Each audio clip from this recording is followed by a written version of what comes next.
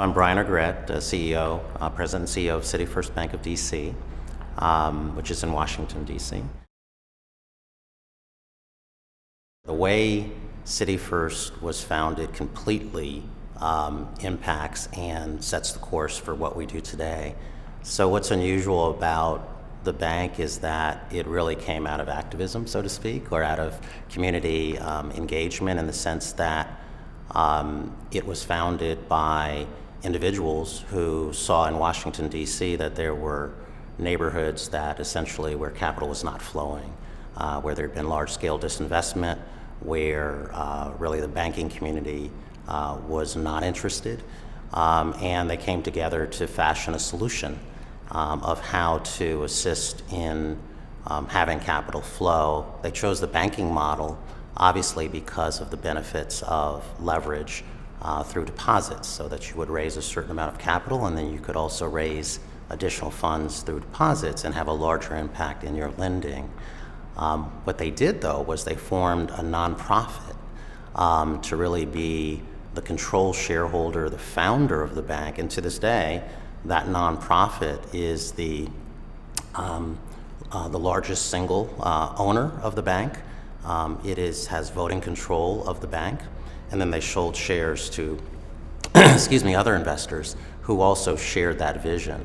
So what does that mean on the ground? It means at the heart of this for-profit bank in Washington, City First Bank of DC, we really have kind of the history and the essence. I say the nonprofit spirit kind of flows through our veins. So there's really a sense of wanting to and needing to and being put here to really benefit those underlying communities. In Washington, D.C., you have, as you have in many cities, very clear barriers, whether you see them or not. Sometimes they're physical barriers for where capital has flowed and where it hasn't, and they often correlate very strongly with the ethnicity, in many cases, of the population. And so you have some really sharp lines. In Washington, one of those lines is the Anacostia River, which separates portions of southeast Washington from the rest.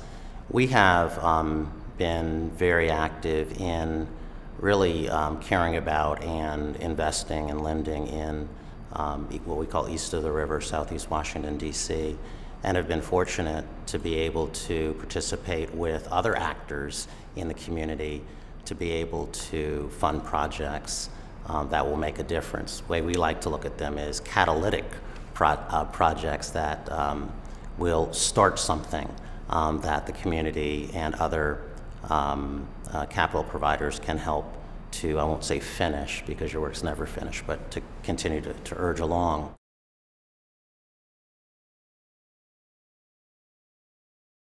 Yes, it's a really interesting question because you really have to be engaged and not from afar, kind of throwing in benefits or throwing in opportunities.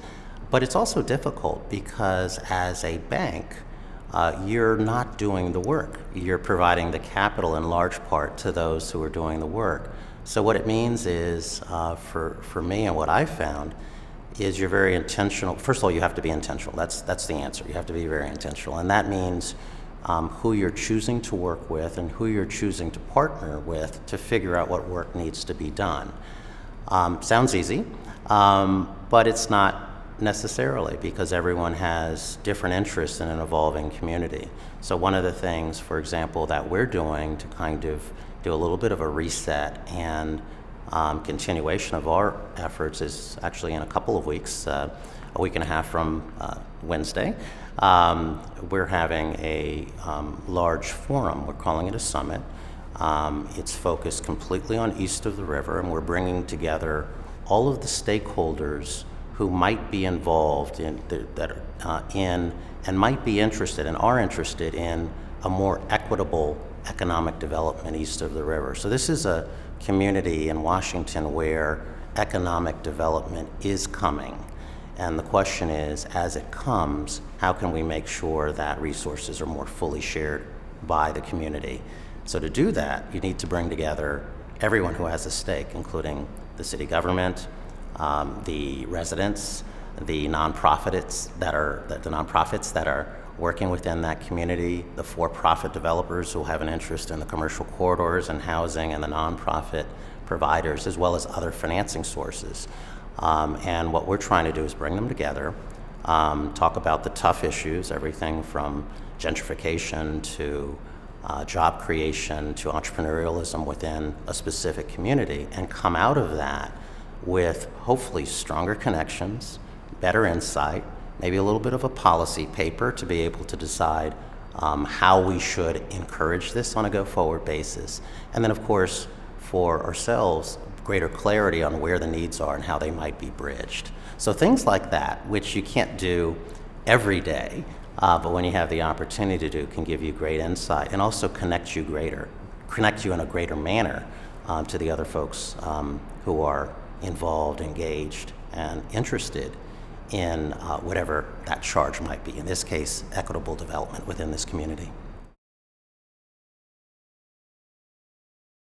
The real big challenge in engaging with the neighborhoods parallels the challenge of the business, and it's really just balance, right? In everything we do, we're always balancing different interests that don't necessarily run parallel. It's been interesting for us because where the bank is located is at a corner of 14th and U Street in Northwest Washington, which was an area when we first located that had been in our target area, and then over the years had changed as more and more investment had come in. In the early years, we were focused on really creating housing, rehabilitating physical structures for use, putting them back in service, clearly on retail and on bringing in jobs and businesses into the area. But as the area became more successful in those endeavors, then our focus needed to shift to preservation of affordable housing, because now in a market where the values had risen, you were creating some real dilemmas for, well, how will folks be able to stay and enjoy that?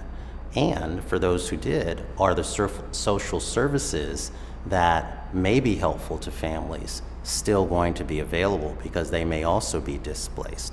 So it's a huge issue, but I think as a community development organization and a values-based bank, our job is to try and really figure out how to fit into that and make a difference, but also be flexible enough to recognize that those needs may change over time. When we were talking about our work east of the river, we're trying to get ahead of that curve so that we have an opportunity to say, let's not have to react, let's get out front and try and develop some new techniques, be it, for example, land banking that might be used for the city to acquire significant real estate within a community where you know it's going to appreciate, and then be able to use that in trades or in development for more affordable uses when you know down the line that's where you're going.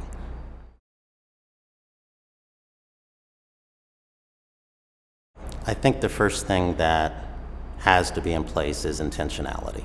So you have to, or community, or a set of leaders, or organizers of an institution really do have to be very intentional that they're trying to solve a problem and at the same time create an institution that'll be there for the long run. And so balance again comes into play. They need to hire and work with very spirited but very experienced individuals who can help bring that to fruition. Obviously, it requires capital. That is one of the most important component parts. And it also requires, I believe, the government, be it the municipal government or perhaps the federal government, to be a player. Because at the end of the day, the issues that, particularly in community development, that you are concerned with really are the interest of the entirety of the people, and hence the government also has a role in that regard.